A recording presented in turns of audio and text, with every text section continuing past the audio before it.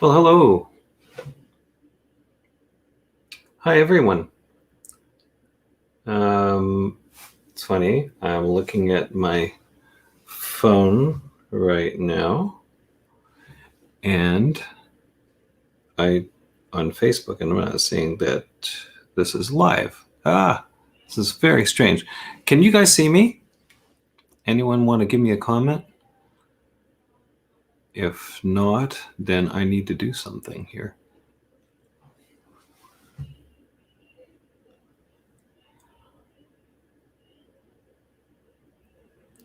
Okay. Can everyone see me here? This thing is saying, oh, there we go. All right. Okay. Got it. All right. Great. Nice to see you guys. Thanks for showing up. I'm seeing Sasha. I'm seeing Murpha. This is nice. Stelio. Great. Rita. Thanks for joining. This is going to be kind of an interesting one today. Because I see Angelica's here too. This is great. We're going to do something a little bit different. Maybe some of you already do this. Maybe you've tried this before. It's something I recommend to all my students, especially those who are struggling with their drawing, because this is a method that you can use to kind of trick your brain, trick the way you're, help your brain to understand what you're looking at. Let's put it that way. Because everything that we look at is an abstract. I know that sounds maybe a little bit ridiculous. If you think about it, if I were to, come into your space, or we were to go somewhere together and I were to take a camera and take a photo and enlarge that photograph as large as I possibly can. Maybe, it's like, I don't know, 20 meters high, let's say. And then I cut it into smaller parts. And we look at each one of those parts. You wouldn't know what they were. You wouldn't have a clue. You just sort of see some fuzzy stuff here and a sharp edge here and so on. You would end up with an abstract. So it's when you take those shapes and put them together and see them all together as you stand back that you understand what the photograph is. So it stands to reason that it doesn't matter what direction you do your painting in, whether it's, upside down or right side up or sideways. If you put the right shape in the right place with the right color, the right value, and the right edges, then when you see all of those shapes arranged properly in the right position, it will look like the subject that you're painting or drawing. And this is really something to try and get your mind around, because one of the problems that we have generally, maybe it's not a big problem, but it's just what our brain does, is that we see something and we name it. That's a nose. That's an eye. That's a car. That's a house. And if you think about how children draw, we learn this very young. When you draw a house, you've got this shape, and you put a roof on the top, and you put a door and a window, and then you put mom and dad, and they look like stick figures maybe, or maybe they're more involved. I don't know. But we start by representing what we know should be as opposed to what is. So we know that our mom and dad should have a head, so we put a head on them. And they should have a body, so we put some kind of resemblance of a body. It's really interesting to look at children's drawings, because they'll, do quite a decent face, because that's what you look at the most. We look at people's faces, and we know most people have like a mouth and a nose and, 2 ears, and so that stuff goes in there. But when they draw a body, They may have kind of funny looking arms, or sort of things stuck out, or the body proportions are all out of whack. They're all kind of crazy. So we need to actually break out of the habit of naming what it is and recognizing, in fact, shapes as opposed to things. And if we get this right, if you get the shapes right, and again, you put them all together and get back from it, it starts to look like the subject that we're painting. So in a sense, it's almost like looking at the thing in front of you as a jigsaw puzzle. Now you'll see on this screen, I'm just going to do this here. I've got a photo. This was taken at a place in Hamilton, Ontario, in Canada, at a place called Dundurn Castle. And it's a kitchen in Dundurn Castle. And it's a very beautiful kitchen. It's a really big space. It's a fun place to go with your camera, because there are all kinds of these great old scenes that you can pick up and use later on for reference. I'm going to say hello to a couple of folks here. Anne, Sasha, Angelica, I think I mentioned already. Anne, nice to see you. Jerry, great to see you. Thanks for joining the broadcast here. I'm always kind of wondering who's going to show and who isn't. At least you can watch the stuff later on YouTube, or I think Facebook. You can look at it again too. So, but it's really nice when people show live, because then I'm able to talk to you. I feel like I'm, not just talking to myself all the time. So it's really nice. See a few other folks that are just watching in here who haven't commented. I see Nadia's here. Nice to see you, Nadia. And a few folks that comment, and some don't. Anyhow, so again, back to this idea of working upside down or painting upside down. It seems counterintuitive in a way, because, why in the world would you make it more difficult? But in fact, you're making it simpler, because your brain's not trying to name everything. It's not saying, okay, this is a hand, that's a head, and that's a pair of pants, or that's a bowl. Your brain instead is saying, well, I see a shape here that looks like this, and it looks light, or it looks dark. It has more intense color. It has, less intense color. There's a complement colors and so on. And one of the things that I like to do is to, and you can do this with your camera.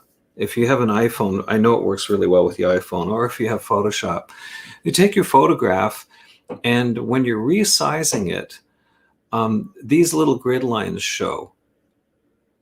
And you can see I've got these white lines, and it breaks the painting, or sorry, your image, nicely into thirds. And it's something that I really like, working with a rule of thirds. I think it's a great way to give you a sense of a composition that might be exciting. Now, you can have an exciting composition and paint it very badly, and of course then none of it's very good. So, there are a few things that you have to be thinking about. It's like walking a tight wire to make one of these things work. But if you're well prepared, and you have an idea as to what you want to paint, then at least that gives you a good start. I'm going to show you one of the things that I do. See if I can make this work. No, wrong way. There we go. So this is what this looks like right side up. And of course, there's this lady, she's doing some work in the kitchen. There's not a lot of color going on here. So what I like to do sometimes is just take an image like this into Photoshop, or some kind of app, and push the colors a little bit. One of the things that you can do in Photoshop is you can posterize. And so I've done that, and that's what this looks like when you posterize. And suddenly feels a little more like a painting because it's pushing colors, it's, accenting things and breaking things down into simpler shapes. So when I'm painting upside down, I actually have a small iPad above the painting that I'm going to be doing. And I'm going to be looking at those colors as a guide. And I've even pre-mixed some of the colors. And I'll show you what that looks like. Just going to reverse this camera. There we go. And hopefully you're able to see this okay. Oops, I'm just going to tip this the right way so that you can see that properly. Actually, if I tip it up, well, I can't tip it that high. I'll just leave it right here. And you can see I've taken my canvas and I've broken that into similar segments, into thirds, 3 across and 3 up and down. And that gives me a guide. And I don't have to slavishly follow this guide. It's not necessary to do that. You can change things up when you want to. But at some point, I want to turn this image around and look at it, the right way up, hopefully. And hopefully it looks like what I'm trying to paint. And if it doesn't, it's okay. It's an exercise because I'm training my eye to look at shapes. Every time you do this, you train your eye to look at shapes. Whenever I'm doing a portrait, this is the way that I go at a portrait, because I just find if I know the person, I think I know what they look like. If I work with my reference upside down, it forces me to really look at the shapes in their face. So now, just before I move forward on this, I'm going to show you a couple of things. I like to mix up a batch of colors ahead of time, and I'll just show you what some of those colors look like. Hang on a second. There we go. So you can see, actually, I'll tell you what my palette is too, just in case you're interested, if you watch this later. I've got lots of white there, as you can see. Use titanium white most of the time. This actually is this is zinc white this time. Yeah, it's just a little more buttery. And I've got on this side over here, I've got manganese blue, ultramarine blue. This is a Rublev, which is an Italian green umber. And I've got transparent oxide red at the bottom. I've got Viridian here, this green. And on the top, I've got some magenta here, which is not a color I've been using much, but lately just been playing with it. Cadmium red, and these are Old Holland colors here. And then I've got a yellow ochre Rublev, which is quite nice. I like that. And then I've got a cadmium yellow, which happens to be an Elkid paint, so it dries a little faster. And anyhow, that's sort of the basic palette. All these other colors that you see in the middle are just colors that I've pre-mixed from that palette. And I'm hoping that I'll end up using some of those colors in this painting. Now, as you can see, there's quite a bit of color there. I've mixed good big batches of it. And a lot of artists are really concerned about, losing their paint or having paint left over and don't know what to do with it. Well, this is what I've done with leftover paint. I've taken it from my old palette, put it down, and that's my backdrop. Some of these colors will pop through in areas that I haven't painted. I'll paint over areas that I don't like.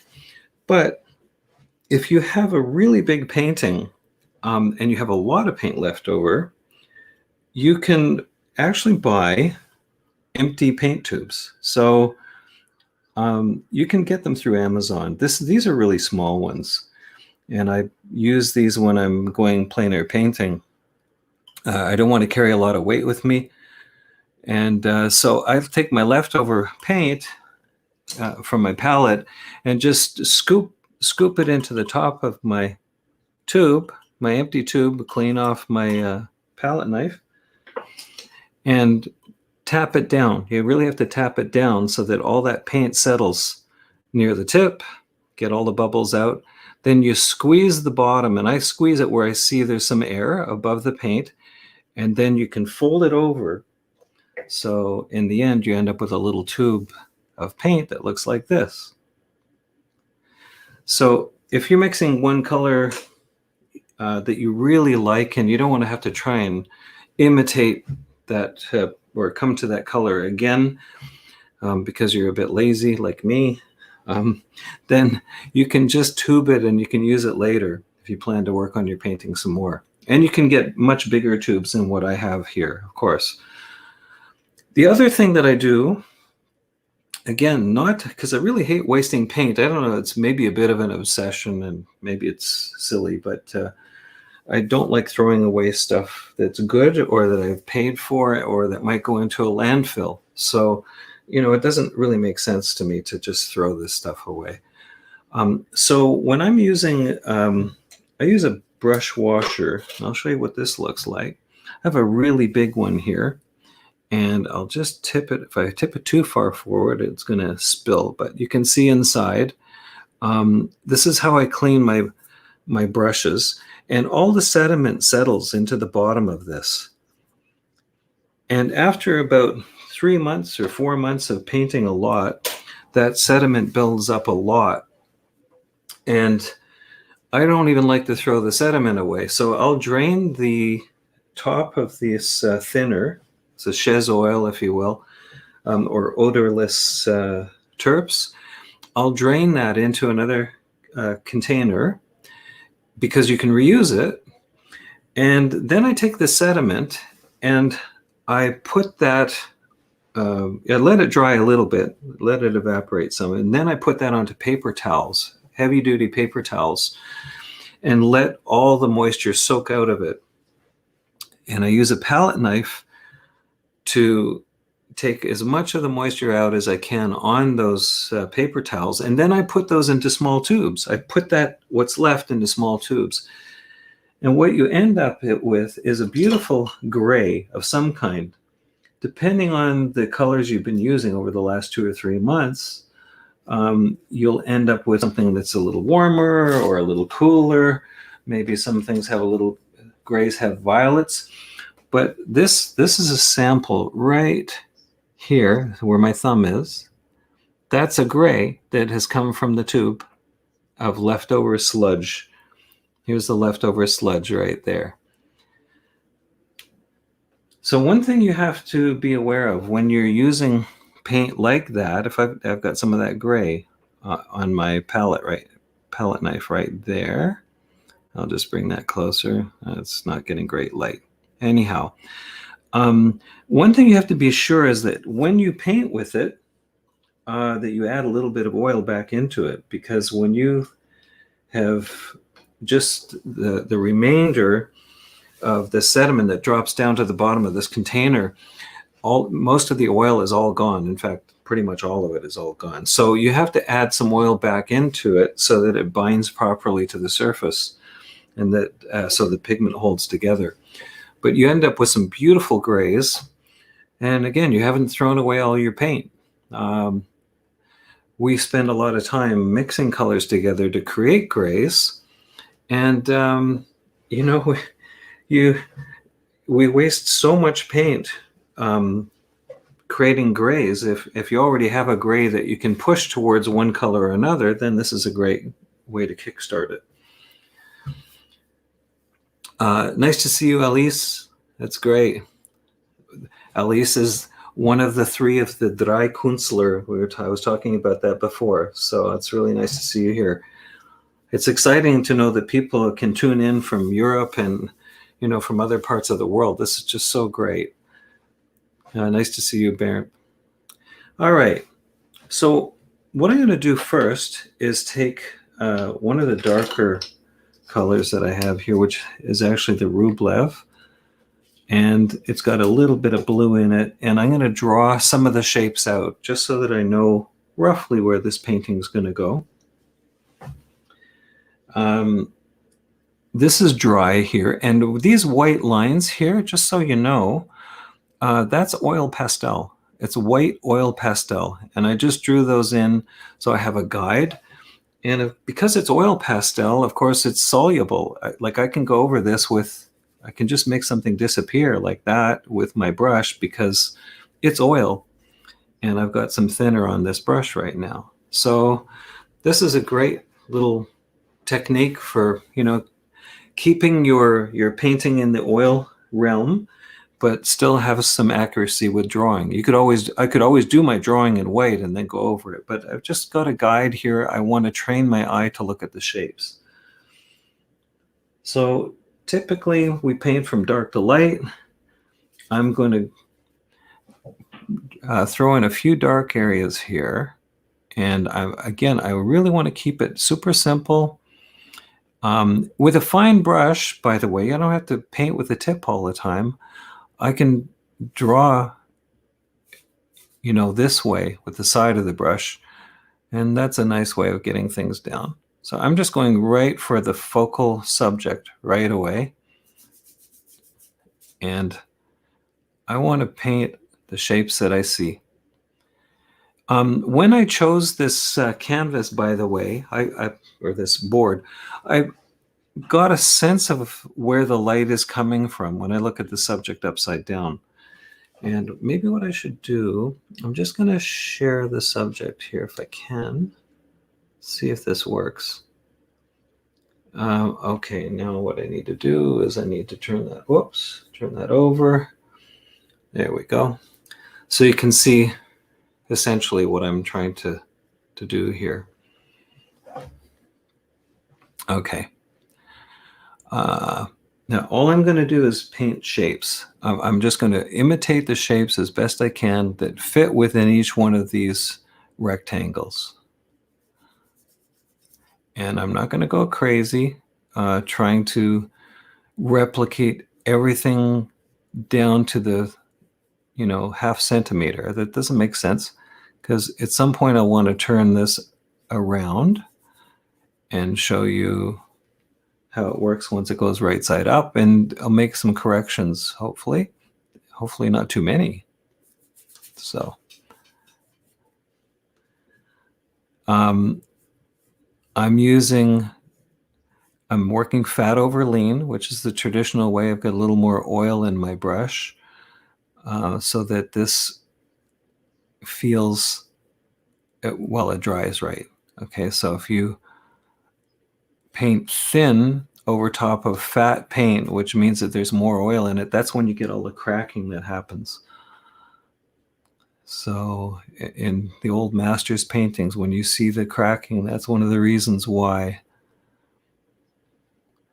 they've painted thin over thick over fat.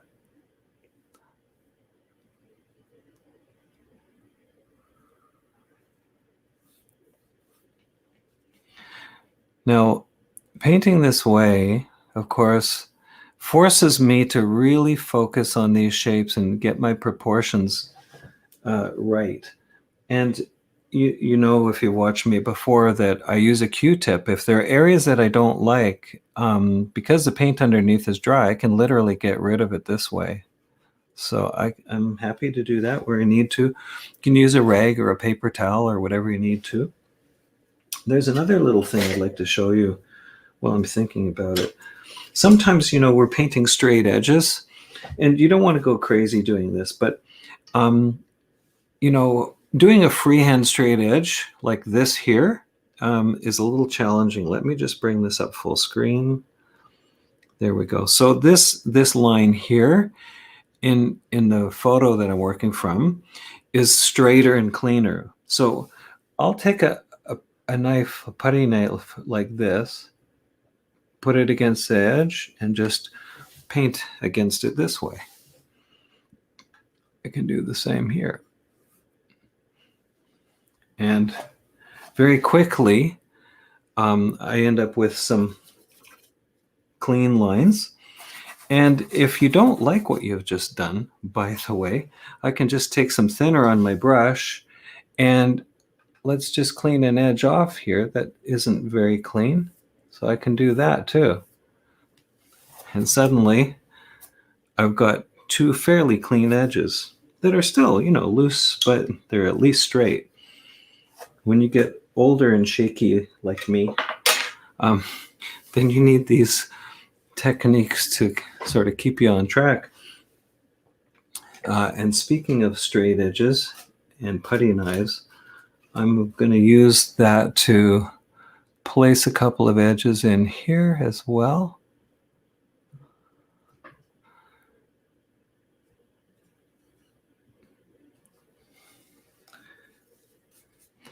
You don't have to put the entire edge into a scene.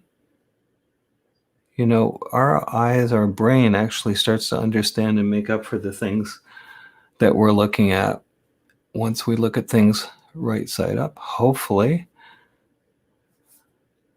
As I get more and more shapes into this, I can see their relative size comparison and where it's working and where it's not. And again, I'm going with this very dark color. I'm going in fairly thin as well, because I don't want it to interfere with the other colors, the lighter colors that I put over top. Usually we paint thinner darks and thicker lights, because as the light picks up on the surface, if with the right light on it, it highlights those light peak areas and gives a sense of dimension that we don't get from a photograph, for example. Okay, I'm going to use a really big brush here. Stelio, yes, we're all getting older. It's true. But hopefully wiser. That would be a goal for sure. So I'm going to just drop in these really dark, these are dark areas in the corner that I see in my reference. And over here too. It's good to change up the size of your brushes while you're painting, because when you do that, it creates a little more interest in a scene. It's sort of like when you have different instruments in an orchestra, some are a little louder, a little softer, depending on what stage they are in the performance. And it's the same with your brushwork.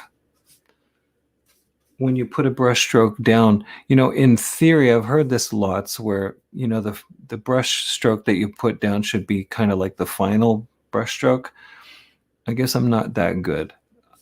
Sometimes it works, but lots of times it just doesn't. So it's okay to go over it and change your mind, and get it right. Try to get it right. Again, I'm painting little shapes. I don't have any idea what these shapes are exactly. Until I see the whole thing come together, it's not going to make any sense. Right now, it's creating an interesting abstract. And I like that. Some areas I need to be a little more precise, because that's where the focal area is. I want to make sure that when we're looking at this image, we understand what it is. You see, I'm using a pretty big brush here. It was really fun to watch Stefan, by the way. Watching Stefan paint with the one brush technique was really great, or two brushes I think he had. This is a great way to keep things simple, keep them fresh.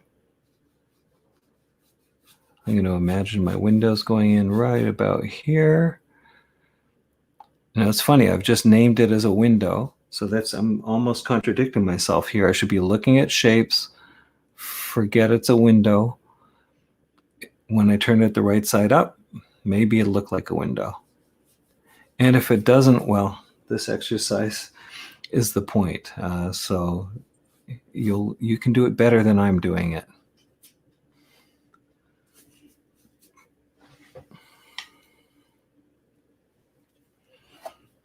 All right.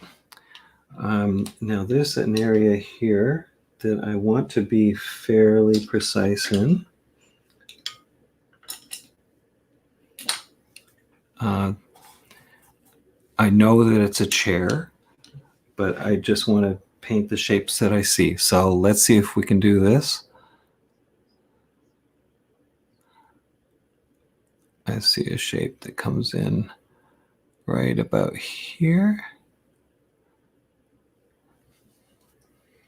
I'm dipping into that. It's half thinner and half linseed oil, roughly half and half.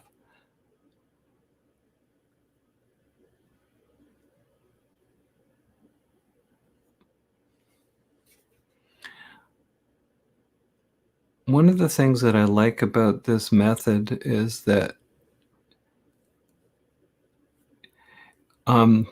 it makes me feel like I have to explore these shapes a little more carefully.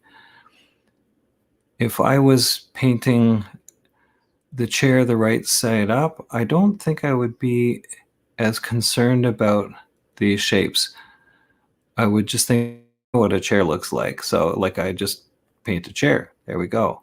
So again, that takes away from the point of this program.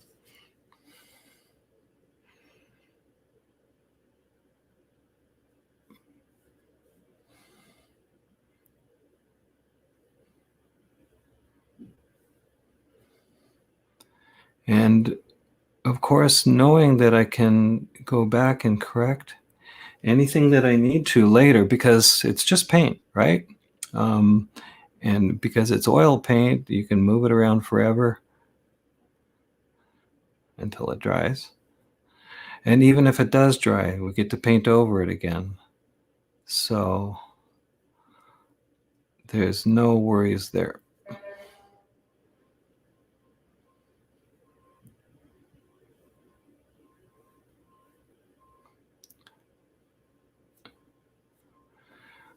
The easiest way to paint a chair is upside down, I think. We'll find out.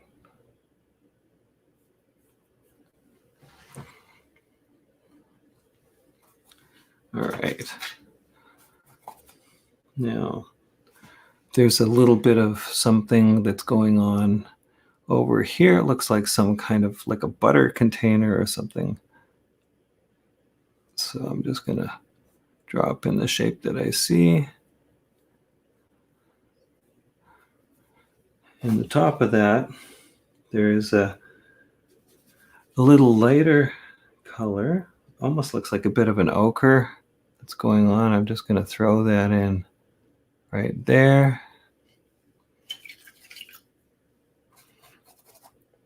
Now there's sort of this just brown color all over the place, this dark color. I want to get those in because they're kind of like anchor points for all the other colors that will happen. And if they're put in the right place, in theory, the colors that come in after should hopefully fall into place easily against them. It's always surprising when you paint this way because you think you got your proportions right, things in the right places, and then you find out, well, actually, I really wasn't following my reference that well. So you really should try to follow the reference as best you can. Okay. I'm going to go to the next color now.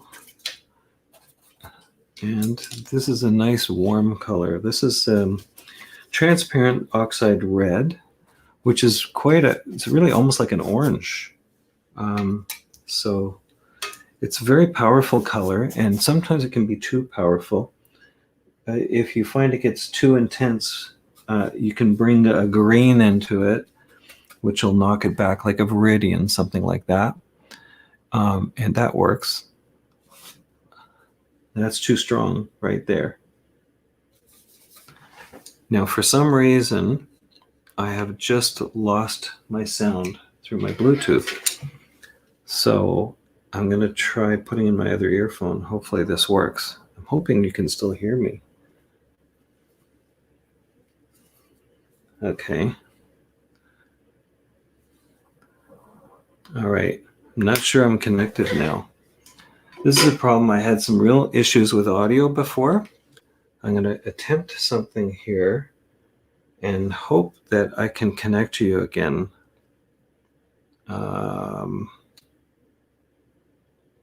Okay. Still not hearing.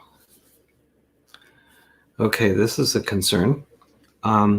Okay, you can hear me on YouTube. That's good, because I actually just lost my connection, so I can't hear myself anymore, which is a little disconcerting. Not used to that, because I like to know if I sound well, I know I sound ridiculous sometimes, but anyhow, here we go. I'll just keep going. All right. I want to knock down that red that I just put in. It's too powerful. So I'm just bringing in a little bit of that Rublev, that darker Rublev. When I look at it, the values are not where they need to be. So those values need to be right. All right. Okay. Again, using the big brush. I like using a big brush because it takes away all the fussy stuff that happens, with the little ones. I really don't like paintings when they're all just like tiny little brush strokes all over the place.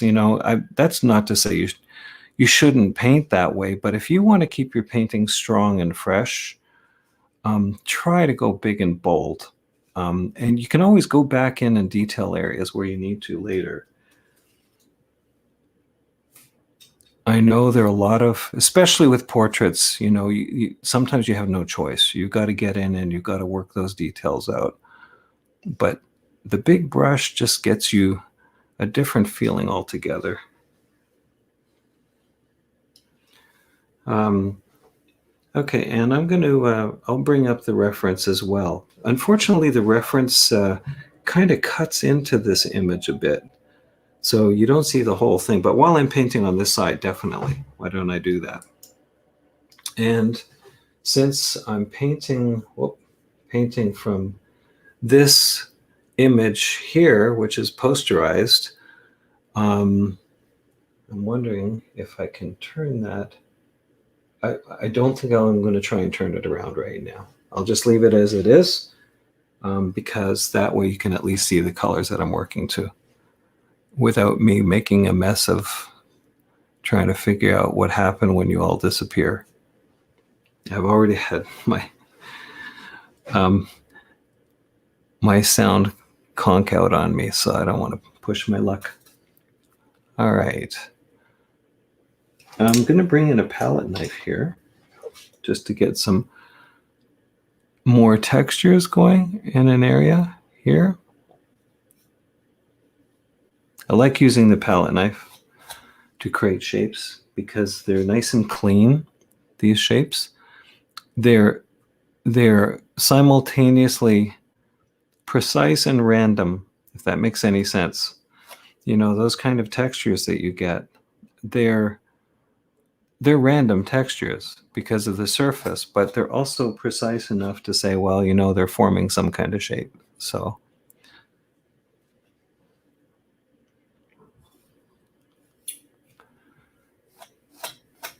again, that transparent oxide is very strong.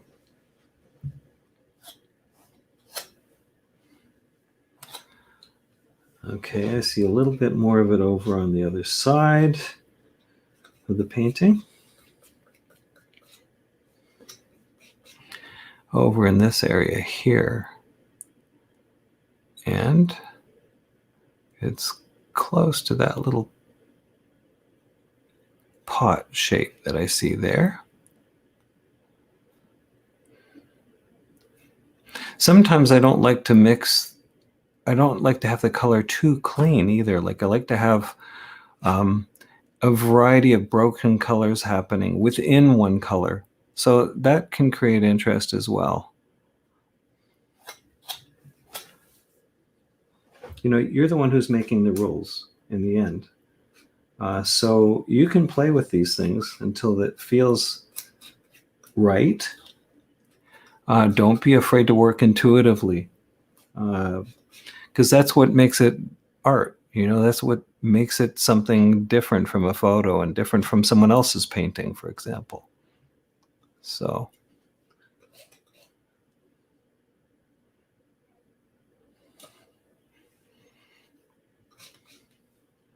I love the abstraction of this, by the way. It's just, you know, fun playing with these shapes, and just getting something down that looks like, well, maybe it'll turn into something that we like or we don't, but just playing with the paint. Don't be afraid to play. This is really something that we need to do in order to feel fresh and free with the work that we're doing. Okay. I'm going to get to the next color now. I have to make sure I clean my brush thoroughly because it's a green. And that green will be the next sort of dark value that I'm looking at. And if I have this transparent oxide red on my brush, that's going to interfere with the fresh color of the green. In a couple of spots, maybe that works, but let's see if we can keep the color as clean as possible. Again, dipping into a bit of oil so that it stays on the surface a little more. Need a little more paint on my brush for sure.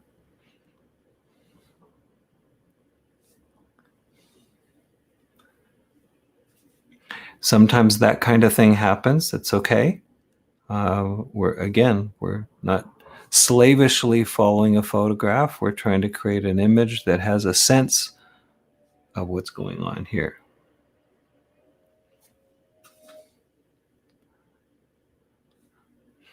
This is again where a palette knife can come in.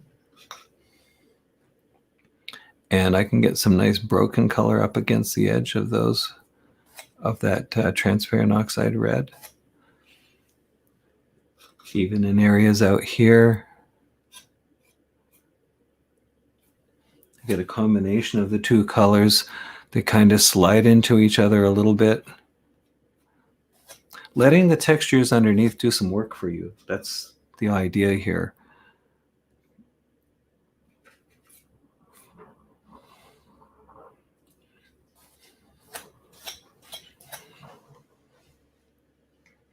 Now, the green that I have here is showing a little lighter than what I see in the reference, but part of that is because of the lighting that I'm working with in this space.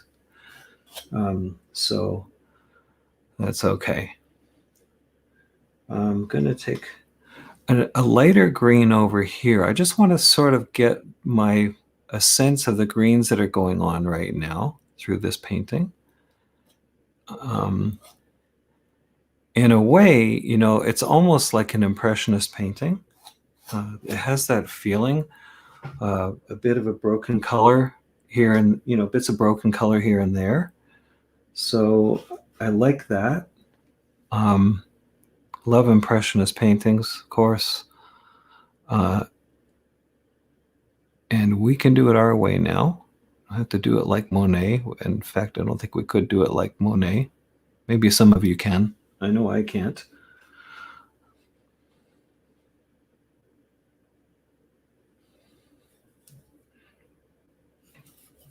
You can see some old paint there that's coming off right there. It's okay. I'm just going to pick it away.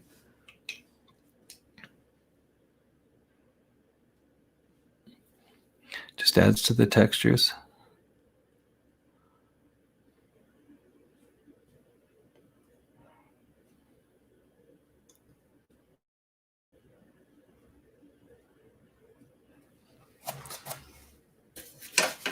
There's a nice blue that happens up against that green.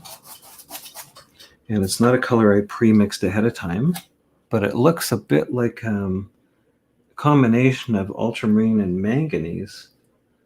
So I'm going to take those two together and see if I'm right. Bring up a little bit of a blue.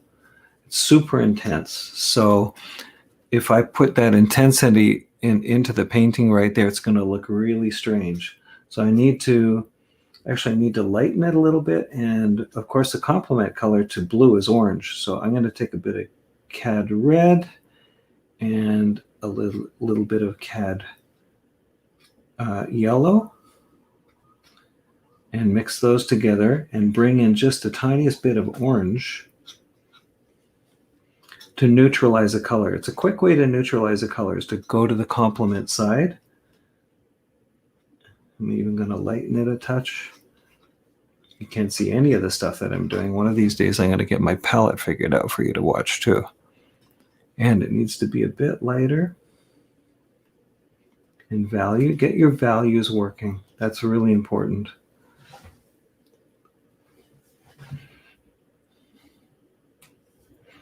That's more like it.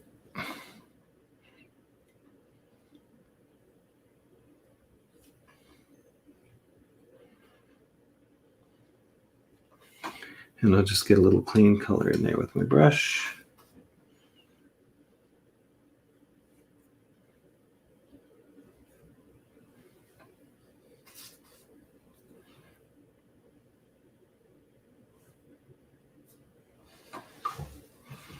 All right.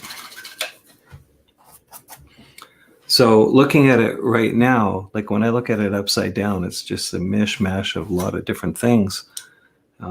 And I'll be excited to see if we can pull this together before the show's over.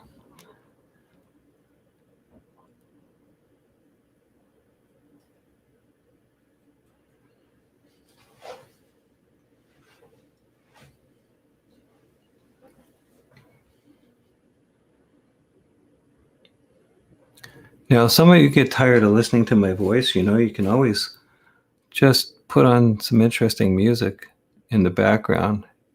Go pour yourself a stiff drink and relax. Some people watch fireplaces and fish tanks, you know, so maybe you can go watch a fish tank for a while and come back. Maybe I'll have actually done something by then. I'm not trying to send you away. I just realized that I call this watching paint dry because not everybody gets excited about watching somebody paint. I know when we're on vacation and we're, you know, wandering around, we're seeing what is happening out there in the world when we're allowed to do that. I love going up behind painters without them knowing that I'm there, hopefully, so I don't bother them, and just check to see what it is they're doing. Because you can always learn from what others do, right? So it's one way to sort of check in and look at some different techniques and different ways of working.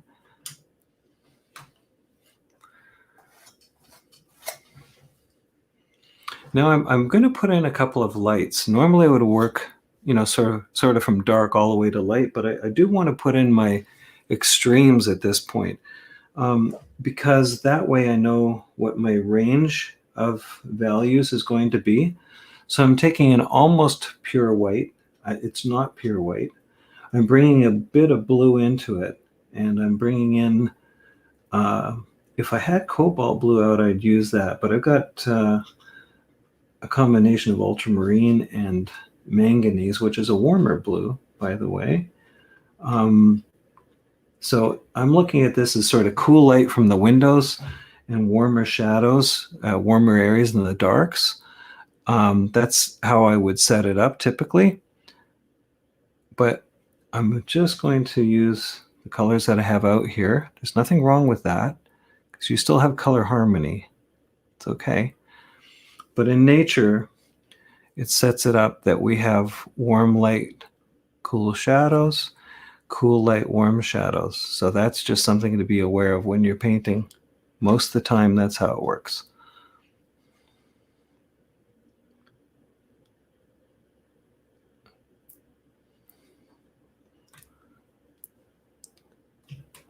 All right.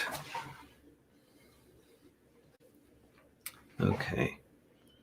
Oh, it's nice to hear it. At least a couple of you are enjoying listening to my voice. That's nice. When you listen to Bob Ross, like I think I brought up his name before, but I just found his voice so calming, and it was just kind of fun because he was on wee hours of the morning, so it's like 2 o'clock or 3 o'clock in the morning. He used to run his programs, and if you're an insomniac, it was a great way of lulling you off to sleep. So I'm getting in with a little brush here. This is an area that has some detail, so I want to make sure that I've got my shapes working, because this is where her head is, and it's a very strong focal area. It's where some of the darkest darks and lightest lights meet, and that's one way to create a focal area. Three things you can do to create a focal area. I've probably mentioned it before. The most intense color, the sharpest edges, and the most contrast in value. So those three things, all in the same area, will give you a focal point, gives you a focal area. And the reason for that is because in nature, when we're walking around, we're aware, very much aware, of sharp edges because they're dangerous. So we look out for them. Maybe it's a crack in the sidewalk, or it's a piece of broken glass or whatever. We look at that stuff because that's potentially danger.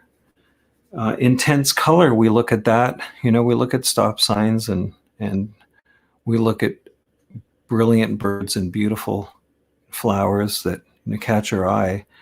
And typically they're the smaller things that we see in nature. We don't see huge swaths of bright color, except maybe in sunsets, that sort of thing. And sometimes that's just so intense and so overwhelming that we're happy. Well, it's beautiful to look at, but if you continue to stare at it for a while, it'll make you go crazy. So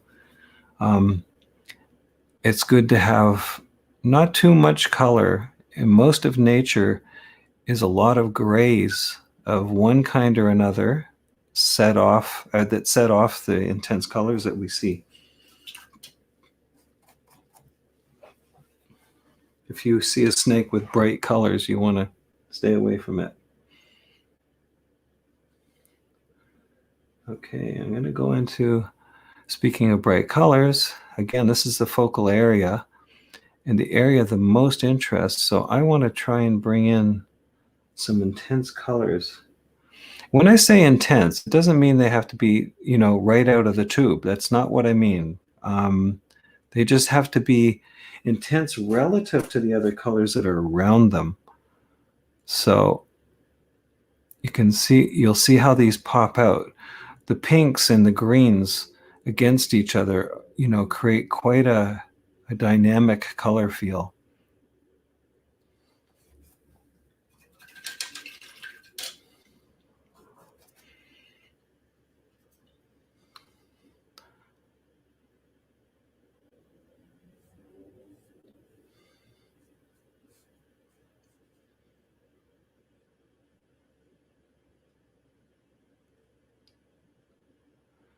And one of the things that it's important to do when you're painting this sort of thing also, to remind yourself to keep squinting, making sure that your values are working. We see it's ironic in a way, because what we want to do is we want to create, exciting color. That's great to do.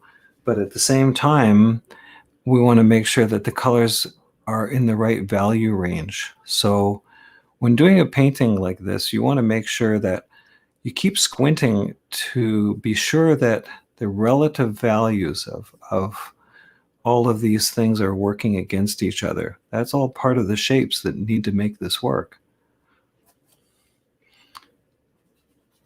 Take a bit of that blue that I had before and put it in behind here. It's kind of nice. Maybe I'll bring a bit of that down here also.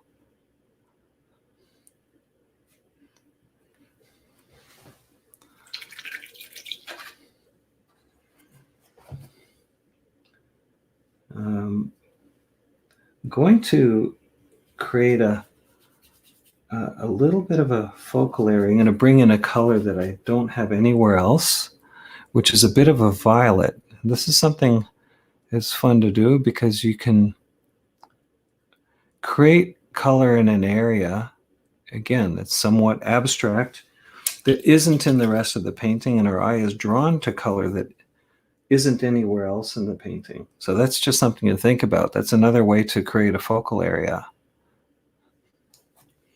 And now I'm mixing up a few different things in one area just to pull her, get some attention into this area, which is her head, in theory. She's got like a green face. That's interesting. Based on the posterization that I did of this, she's got a green face. So I'm just going to go with that. This is just another approach. You know, of course, you don't have to posterize everything, but it's a fun way to paint. I really recommend you try it. Just take it into Photoshop. Or if you have another app, there are some poster style apps that will give you the same effect as what posterization does in Photoshop. There's nothing wrong with that. I mean, if Vermeer had Photoshop, he would have used it. There's no such thing as cheating if what you end up with is a nice, fresh, beautiful painting. And it's always if is the big question. If you end up with it. So that's the challenge. Right now, all I'm doing is imitating shapes that I'm seeing. So, and again, really hoping that somehow or other this will pull together and look like what I'm trying to paint.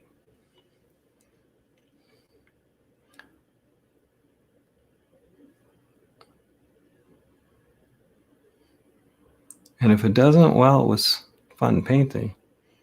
Fun to try. I'm always throwing in my caveats. Sorry, but they don't always work out. Sometimes they're a complete disaster. So I'm just telling you ahead of time.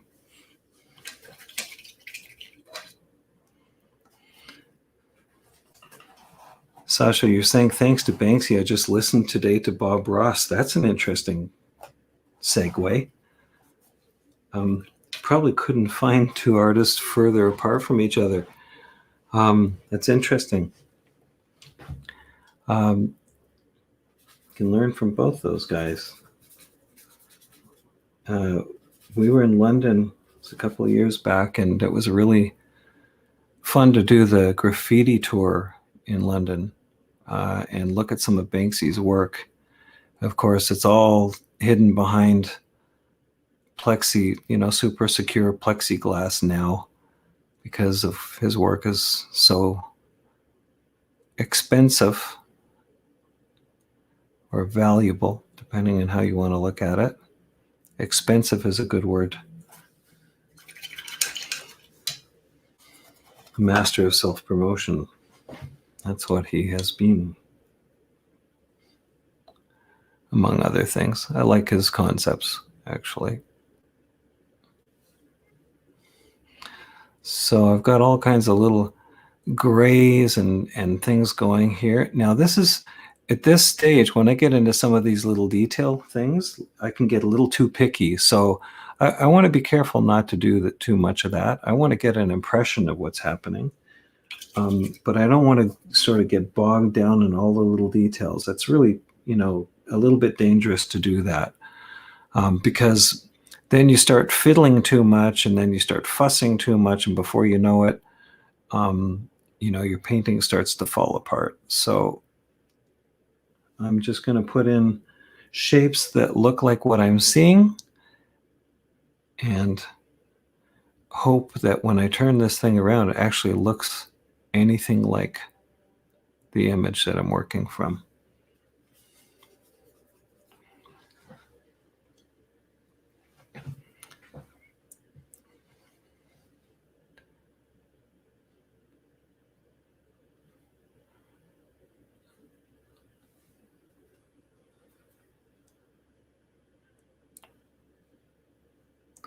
One of the amazing things about what's happening in the world right now is that we have this incredible opportunity to, to meet each other online like this. And I was just thinking, without YouTube and without the internet, which, well, didn't have the internet growing up. So, what an incredible resource we have, that we, honestly take for granted. I mean, now and then I kind of have to pinch myself and realize, well, my father never had this stuff. Not the internet, that's for sure.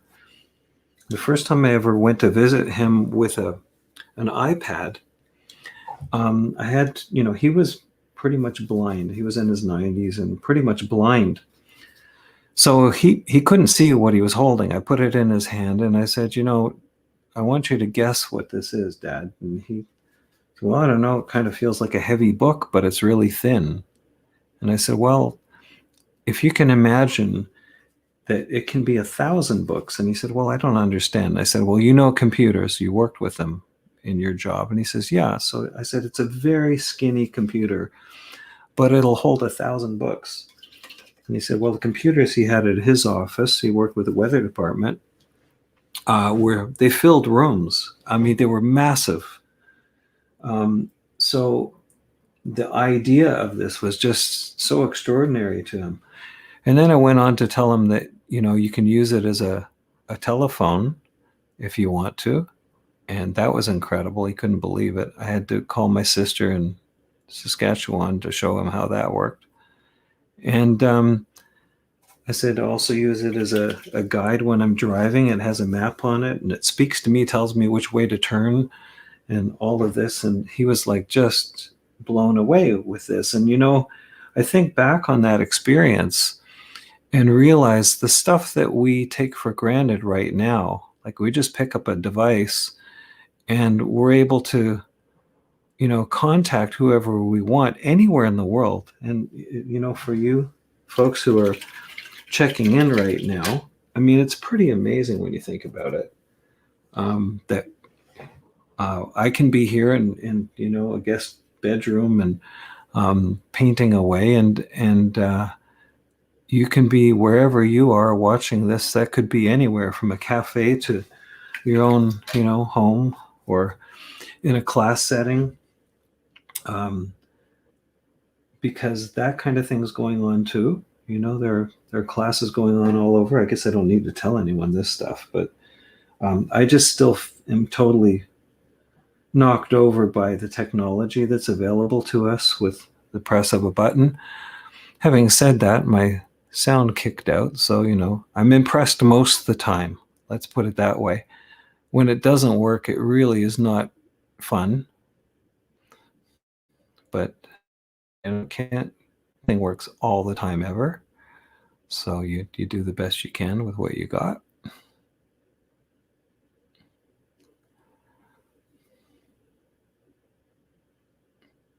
Now I'm just randomly chatting away. I hope you don't mind.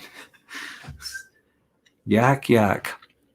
Anyone who knows me knows that, I like to talk and I don't always know what I'm talking about. So sometimes I do, but anyone who knows me really well knows that, well, they can tune me out. So, all right. Now, these shapes are really fun to paint. I'm, painting around their thing now. And so when you realize some of the spots you've missed, and of course, when I turn it the other way around, I'll get to see what I need to fix to make this image come together. The areas that work, the areas that don't.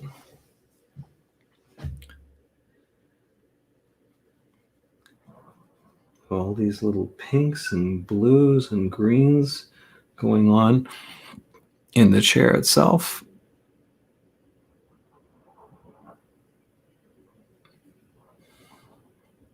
And you can see how the colors behind are sort of pulling all of this together because it's a neutral greenish kind of color in behind.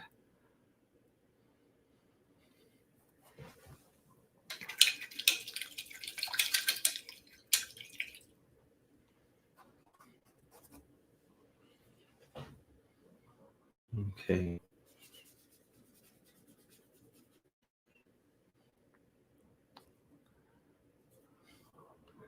All right, I'm gonna put some blue down in that corner just because it feels like it might work. I'll find out when I turn this up the other way if this actually works. And right now I'm sort of painting almost off the screen for you, so I'm tempted to turn this around again. Put in some of this gray color I see here. More of a bluey gray.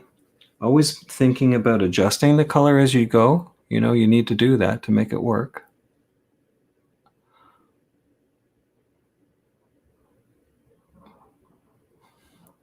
I love the way color breaks up on these surfaces, these textures.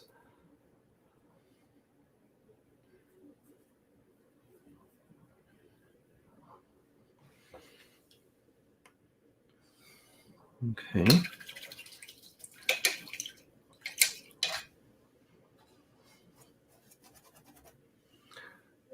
I see Linda has been watching here. This is really nice to see so many people, some familiar names.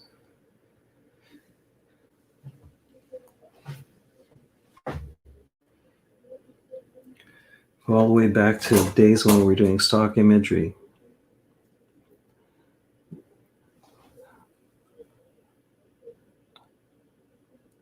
It's amazing how quickly things change over time. The stock industry still survives in its way.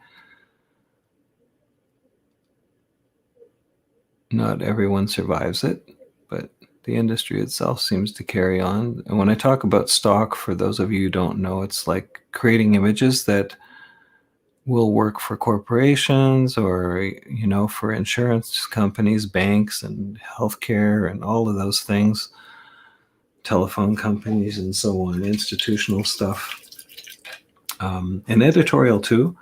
But spent some years doing work with a company called Masterfile, which now does not exist as Masterfile, well, although I think you can still look them up.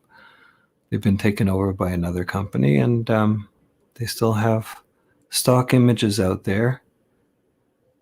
And you can purchase an image that's already ready-made. So it sort of is an exciting thing. If the images that you make ahead of time are something that people like, then they can sell well and sell over and over again. But for painters, it's a bit of a challenge because we're trying to paint for a different market. Not even sure what that market is really. Galleries maybe, or someone who's interested in what you're doing.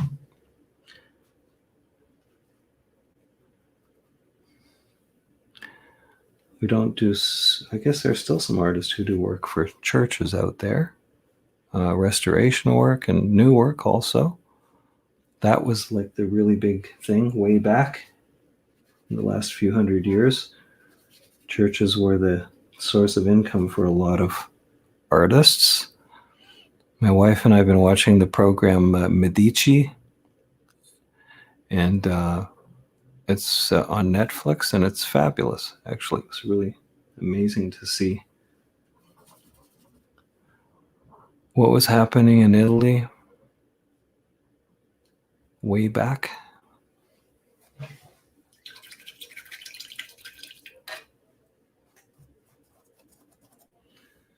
See, Andrew's in here watching. Nice to see you, Andrew.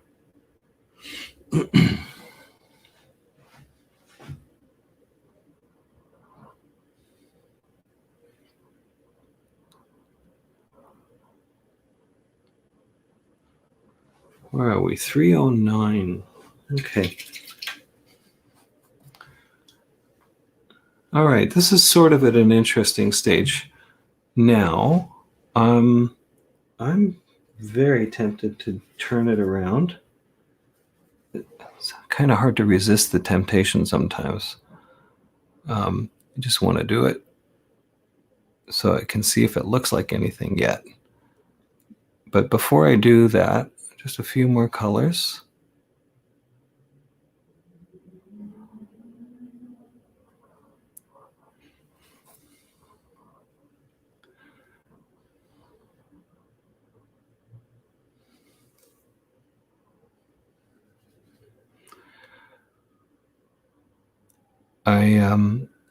I posted on Facebook this morning, some art that was done by some illustrations that were done by a guy. His name is James Hill, and he's worth looking up.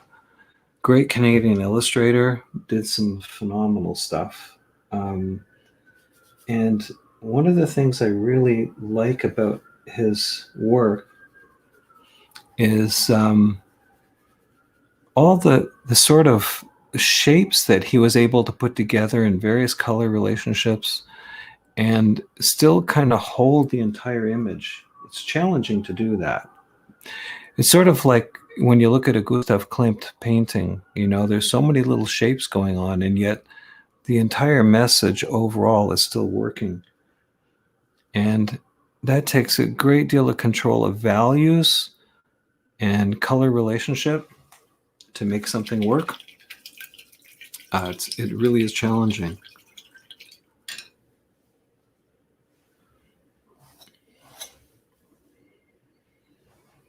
All right, so I think I'm going to turn this around. I haven't seen any comments in from anyone in a little while. Hopefully I'm still alive here. So if anyone wants to just, you know, put in a comment, that would be great. I just want to know that we're still up and running and that I'm working. Okay, thank you, Anne. That's great. Thanks a lot. Okay, I'm going to turn this around, see if I can do this without getting too much paint all over my hands. And, oh yeah, let's see what happens now. Oh, isn't that fun? Okay, so there's some kind of sense of what's going on. Interesting. Okay, I'm going to actually bring this up full frame, so a little layout. There we go. And I'm going to continue on this now and just try and pull it together a little more. Thanks, Linda. Thanks, Andrew. Jerry, it's great to see you. Great to know you guys are still tuned in, too. Oh, God, you got patience. Like I said, this is watching paint dry.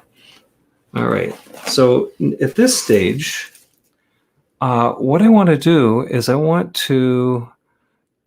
to turn my reference over as well. So it's on a small iPad in front of me, and see if I can bring in a little more detail, some areas that obviously I need to address. It's when you see things right side up, it's sort of like, okay, yeah, I mean, fix this, fix that, and before you know it, you might actually be done. So let's see if I can pull some things together. Right now, there's a little bit of a mishmash of things going on. I'm going to try turning this light down. Whoop, not off, down. Oh, what happened there? Okay, I think I just lost my stream for a second there. Sorry about that. Just going to turn the light down a little so it's not so intense. Okay. All right. And you think it's finished. That's nice. Well, it's kind of an impression. Yeah, it's getting there. It's certainly getting there. It's close, but I'd like to do just a little more, so we can understand a little more of what's going on over here in the focal area. And this is where I, again, have to be very careful not to sort of define too much, because I really want our brains to figure this out, like, you know, in the abstract. I want it to understand this in the abstract. And when I say in the abstract, you know, when you have a painting that is completely resolved, and this is just my opinion, I've had discussions around this before, but when a painting is completely resolved, then the viewer has nothing to do. Like they look at it and say, okay, well, that's a nice painting of, you know, whatever. There's a landscape, it's a tree, it's a, you know, it's a house, and that's what it is. So we get it, you know, story's over. Sort of like, I don't need to know anymore because I get it. And they're not involved in the same way as when there's something that is unresolved. And it doesn't mean that, when I say unresolved, it doesn't mean that you shouldn't finish it enough that people don't understand what's going on. I mean, you do want them to understand what it is they're looking at to a degree, unless it's complete abstraction. That's a different story altogether. But I think it's important to consider allowing the viewer to have some input into what they're looking at, so that visually, you know, their brain is working things out. It's saying, well, you know, I'm pretty sure that's what that is. And I don't need to, you don't have to give them all the information like a photo for them to, otherwise, why would we paint? You know, we would just take photos all the time. But if you work in a looser fashion, it allows the viewer to have some say in it. It's almost like a dream. You know, if you think about a dream, we, you know, sometimes find ourselves, I don't know how it is in your dreams, but I find myself sometimes flying or floating or, you know, doing these things that are impossible. But if you were to really examine the dream, you know, you couldn't be in that place. Like it doesn't work. In the dream, it does. And somehow or other, paintings are kind of like a dream to me. They have the idea of what's going on. And we put all of these little dots and pieces together to resolve what it is we're looking at. And there's something very appealing in that. It's like solving a puzzle, you know, that isn't completely resolved. If you like working on puzzles, maybe this is the way to think about painting too. Every painting is a puzzle.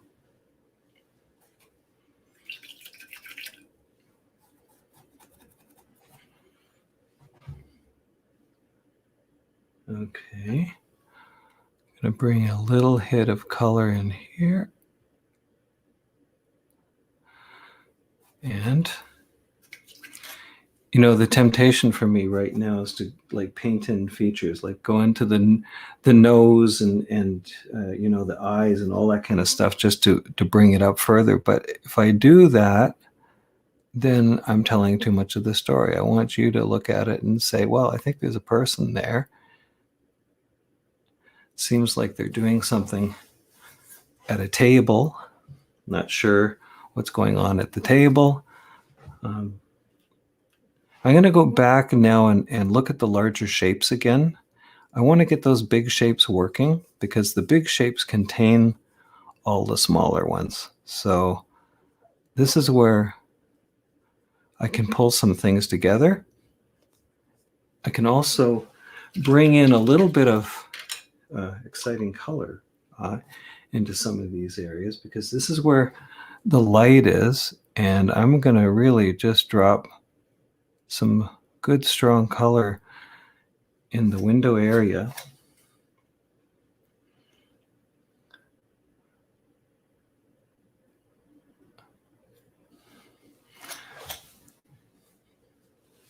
I can even bring in a color that we haven't seen yet, which is cadmium, which is quite bright. I have to be careful it doesn't take away, it doesn't get too much attention. So I'm going to just, well, you see how much attention that got. It just gets too much. So I want to take a little of that away.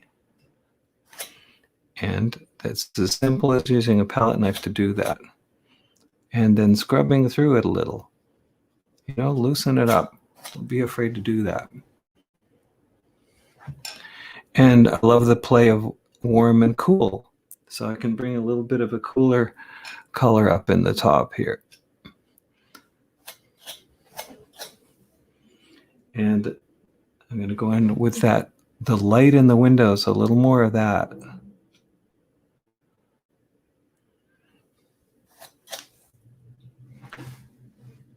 Bit of a violet that happens across the window ledge in here.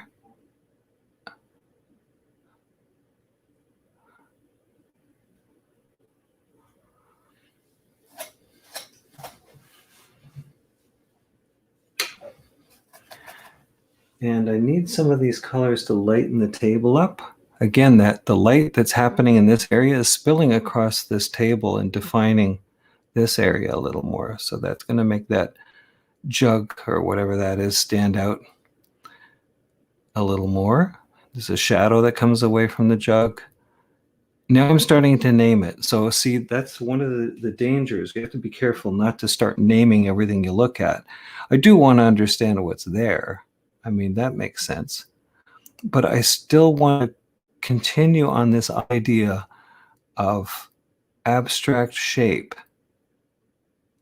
as much as I can so that I'm not getting hung up in all the little detail things that just get too much attention. The attention should be towards the action here. But I also know that, well, a jug should have an oval top. So there it is.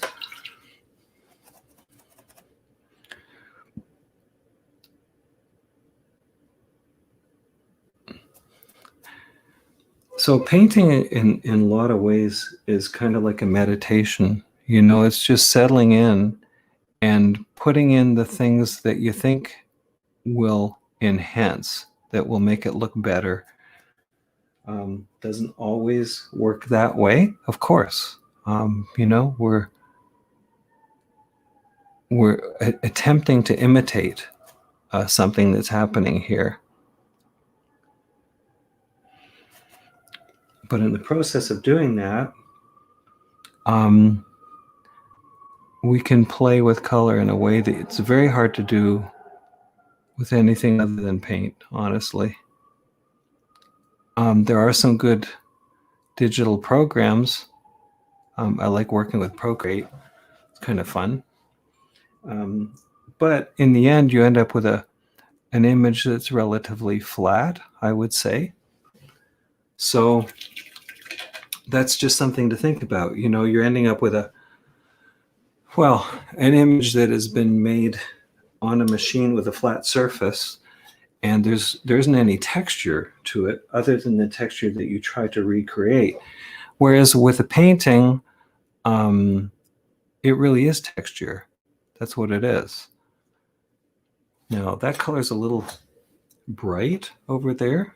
It's a little too bright.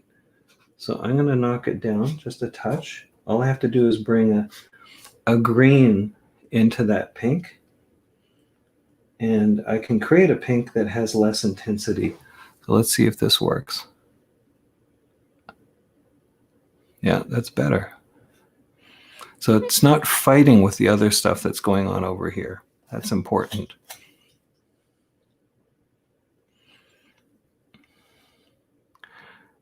I see a little shape right there and another one right up in here.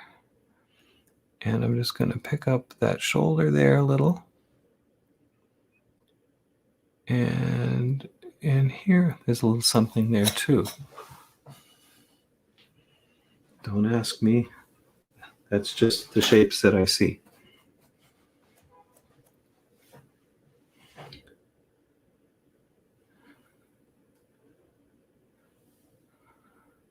All right. Now this is where I'm getting a bit literal, because there is a bowl there, and I do want to put that in. It's near the focal area, so I can afford to have a little more detail in that area right there.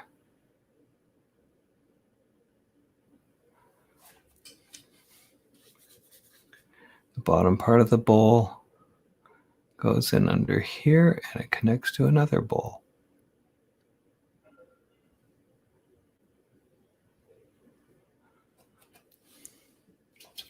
It's a confusing area up in here behind her arm, and it's actually a pink, sort of a pinky violet, but it's a little darker. It's more like a fuchsia. I'm just going to paint this in here and see what happens. Maybe it'll work, maybe not. Again, keeping the intense color close to the focal point. That's my focal area.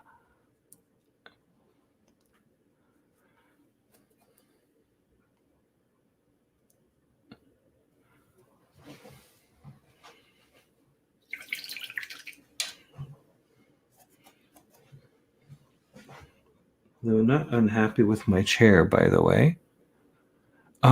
In the image that I have, it kind of gets burned out in the light. So I'm going to just bring a little more information into that chair. That's it. I think that's all I need to do. And okay, so this is a fun stage right now, because what I'm going to do, because it's such a jigsaw right now, I want to start pulling things together a little more. And I'm going to start to bring color into this in areas that just need a little more softening, but still need to have some life. And there are a lot of different ways to do this. One is just to take a brush and go over it like I'm doing. Another is to take a piece of paper towel or a squeegee, which is another fun way to pull things together. For example, something like this, I can use that just to pull the color down and soften it in behind, and just pull a little color over this way. That creates some soft edges in behind. Clean that off and maybe pull some of these colors down here. And what I'm trying to do is create a sense of peripheral vision. That's what I'm attempting to do here. Things on the outside are a little softer. Things near the focal area are a little sharper. I want to go easy when I do this so that I don't mix too many colors. Oh, it didn't go very easy. That hit the floor. So that's telling me that I shouldn't be doing that. There we go.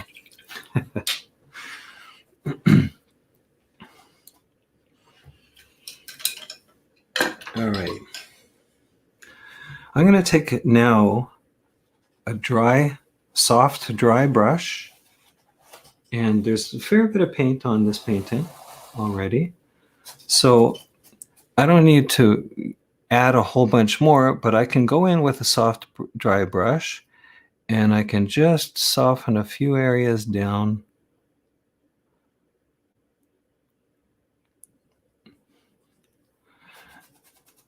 Where I need to have just a little more subtlety. Some of these colors that pick up on the brush will appear elsewhere. I don't want to lose all my clean color either, so I want to be careful doing this.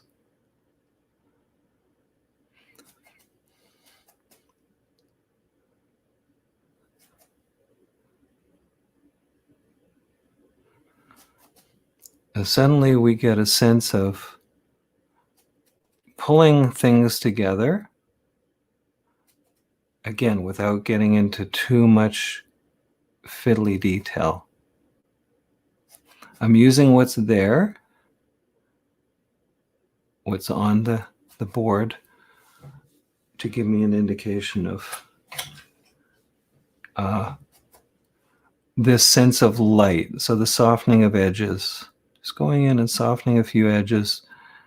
Again, peripheral. It's okay if the brush finds its way through some of this stuff and we get that sense of light that's coming right through this area here.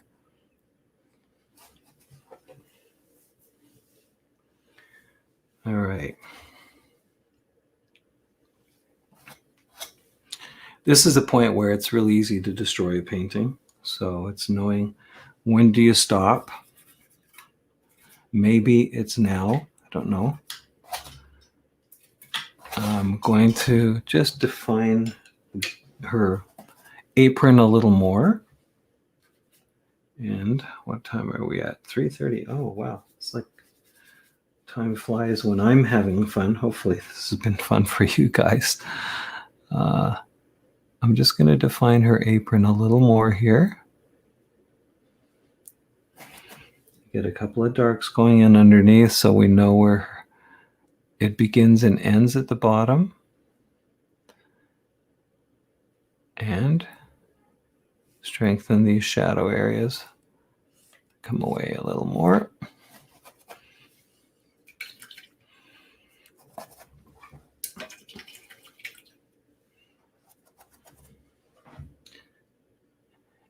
And I'm just going to punch in a couple of lights. A couple more lights in this area because that's picking up on the edge of the table.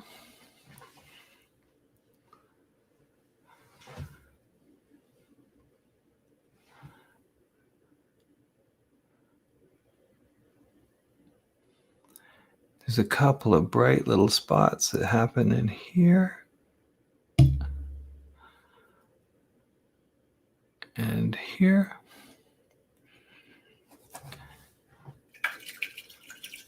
And I can see a little bit under her arm right in here.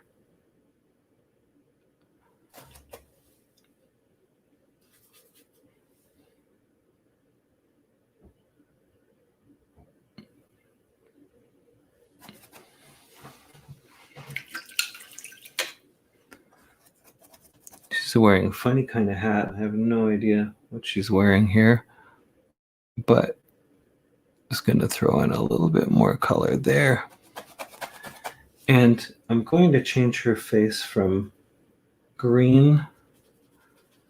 Well, actually, kind of like the green because it's so different. But maybe I'm just going to lighten a little bit here, so it takes it slightly more towards the flesh color, the greeny flesh color. I would have never imagined painting this if it hadn't been posterized. It's funny.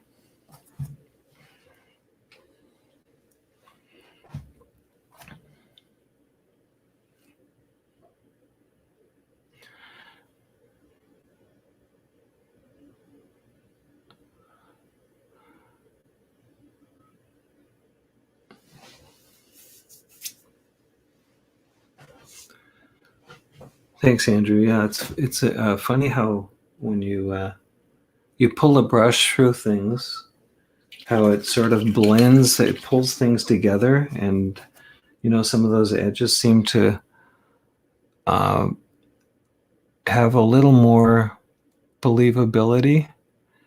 Too many sharp edges can be an issue. Stefan's a master of softening edges.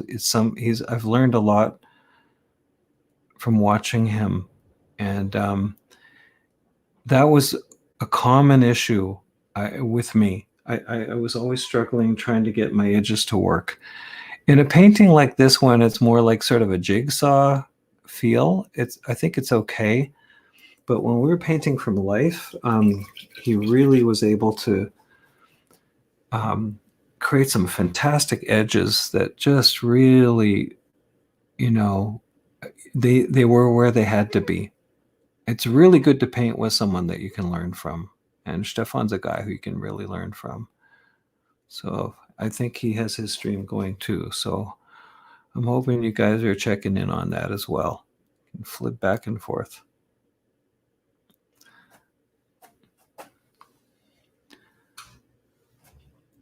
I'm going to go in with a hit of blue in an area that doesn't appear anywhere else in the painting. I'm just going to put it right there. Transitions into the shadow area right there. And I noticed in the posterization that happened a little bit there. So, and I'm going to bring her arm in here a little more.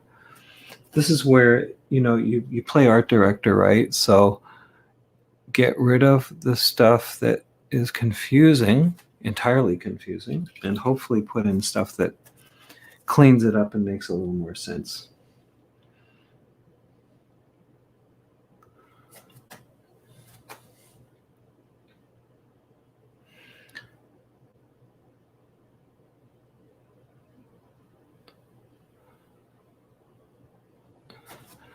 That's her hand there, I think.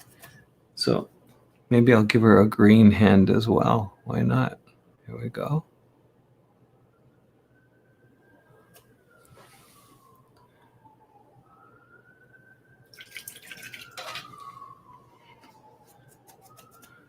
All right. Well, I'm at that point where I sort of want to leave it because it's still fresh and it still has enough interesting shape going on. I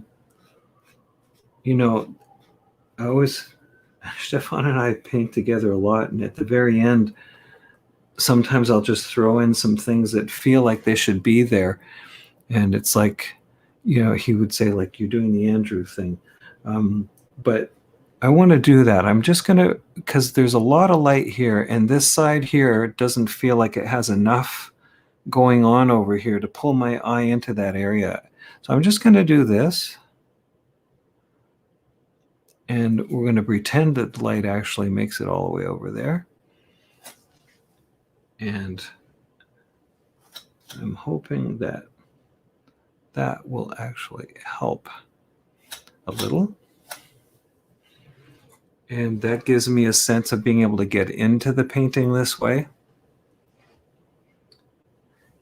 And I'm going to throw a little more clean color in here as well,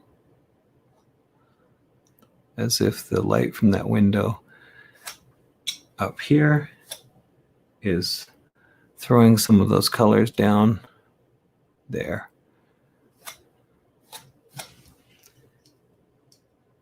And I think I'm going to call it right about there. So bring a little more green here. I always say I think I'm going to call it, and then I don't. So here we go. Just put a little more color in here and a little there. And I see a bit of pink picking up on the front of her outfit right there too. All right. Well, hopefully that was interesting for you guys. It's 3:38. Yeah, I've been trying to keep these things within about an hour and a half if I can. So before everyone leaves and goes to sleep. Thanks again for showing. I'll probably take this a few little stages further and maybe post that on Facebook. But I hope you enjoyed this.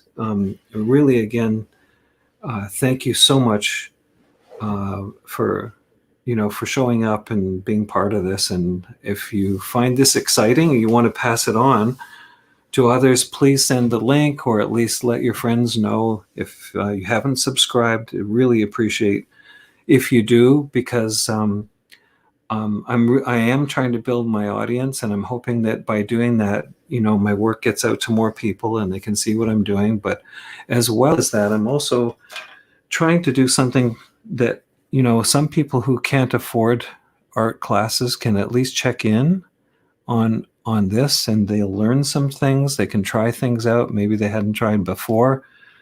Not everyone can afford courses. And I know if I'd had this resource available when I was younger, I would have been all over it. I do watch YouTube a lot now, like even now, just to, see what's out there and how people paint. So I really appreciate you showing up. And again, happy painting. Be well. I'm going to come back to you just to say goodbye properly. Cam. There we go. Front cam. And here we are. Thanks again. Really, really appreciate. Be safe. Happy painting. Be well. And looking forward to when we can actually get outside again and paint in the outdoors. It's just, we're all kind of cooped up, but we'll be out there before you know it with all these vaccines that are coming, and we'll be able to get some fresh air. So thanks again. Have a safe weekend. We'll see you next Friday. Take care. Bye-bye.